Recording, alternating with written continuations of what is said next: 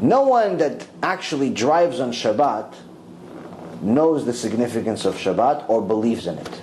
It's one of two things.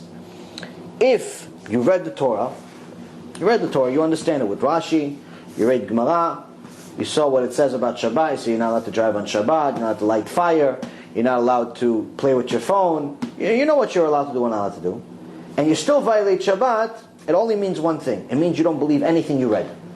Just like you don't believe Harry Potter book when you read it, because you know it's some lady made it up, and she made $1 billion off of it. You don't believe the story though. It's a nice story. It was a nice movie. People got entertained, but you know it's fake. It's a fake story.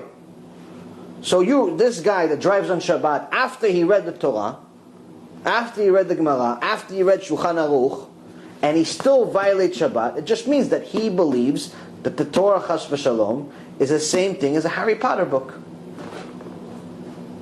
But if somebody says, no, I believe in the Torah 100%, and he still drives on Shabbat, that means he didn't read the Torah. He believes. We got something in Mount Sinai. We got something. He believes there was a Moshe Rabbeinu. He celebrates Pesach, like most secular Jews celebrate Pesach, Hanukkah, Purim. They celebrate Yom Kippur. They celebrate some of the basic holidays, but overall, the rest of the year, nothing. They go to the beach. They do all these different things without their thinking there's anything wrong with it.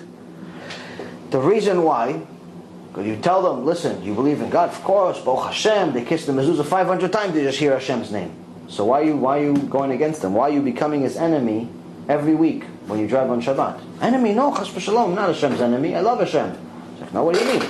Hashem says at the end of Parashat Vayetchanan that anyone that is not keeping his mitzvot is considered his enemy. This is in chapter 5, verse 9. At the end of verse 9. Who visits the sin of fathers upon children to the third and fourth generation for my enemies. And in the previous verse it talks about who his lovers are, which is the opposite of enemies. And he says, my lovers are the ones that fulfill my commandments. So here we have Hashem's definition of what his enemy means. If you tell somebody, listen, you're an enemy of Hashem, it's like, oh, I don't want to be an enemy of Hashem. How do I fix that?